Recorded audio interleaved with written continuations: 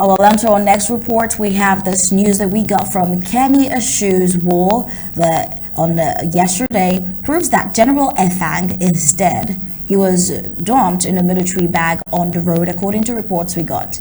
Now, the controversy surrounding General Efang's death have been enormous. At first, the mortal remains of General Efang, who is also known as Big Number of the Amazonian Defense Force, the ADF, was abandoned in the Bamenda Regional Hospital mortuary and was pending removal. According to Makati News, he says the corpse stayed there for a long time as no one showed up to collect the corpse. To this effect, the Colonial Regional Hospital Administration asked his family members to come for the corpse within 8 days, without which the corpse will be handed to municipal authority for burial. Well, according to Dr. Saint Denis, he said that the corpse of General Efang was brought into the mortuary by colonial government troops on the 23rd of January 2024 at about 2:55 p.m. But as of this point, he was reported many didn't believe the general was dead, let alone abandoned in a mortuary. Now, when we reported this, we realized that many had that doubt in them. But, we have reports here concluding that he is very much dead. But imagine a general treated like a mere rat. General Efang controlled the ADF fighters in Batibo in the Momo division. So, you can imagine.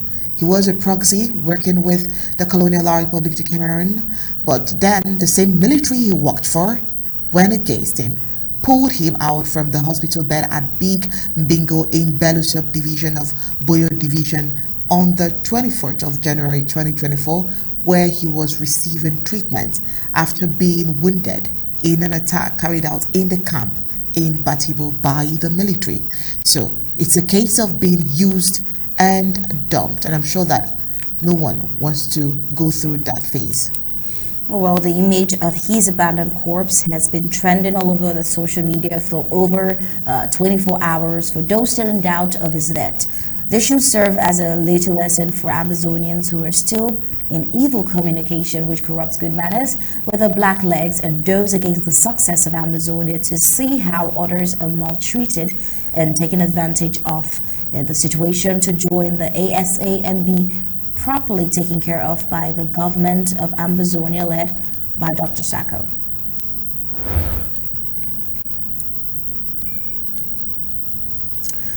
Commercial motorbike riders in the town of Bamenda have played a fast one in the colonial Bamenda City Council Mayor Paul Achombong, thinking that he had succeeded in deceiving the bike riders to come out to join him in the celebration of his leader, President Paul Biya. The bike riders showed up only to collect the free fuel he filled their tanks with. The colonial city mayor of Bamenda took office in 2020, and for 4 years, his legacy is that of transforming Bamenda far beyond the level of a village. Well, with dust all over the town.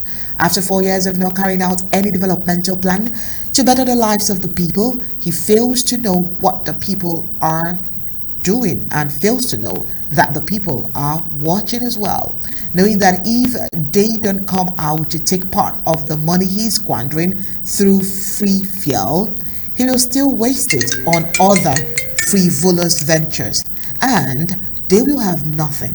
So at his invitation with a promise to fill the tanks of the commercial bike riders, the riders showed up for the fuel. They got the fuel and went their way with no interest in the reason they were invited for.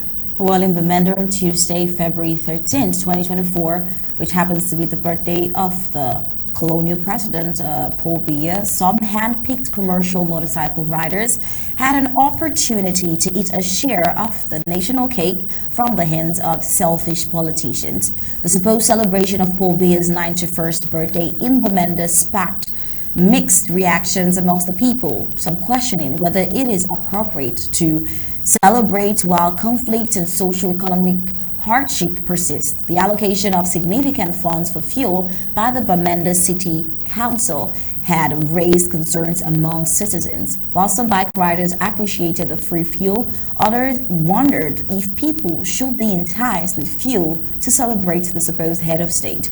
There are also residents who feel that the state of Bamenda, the the condition precisely it is in as a second home does not really reflect the care they believe a leader should have for his people.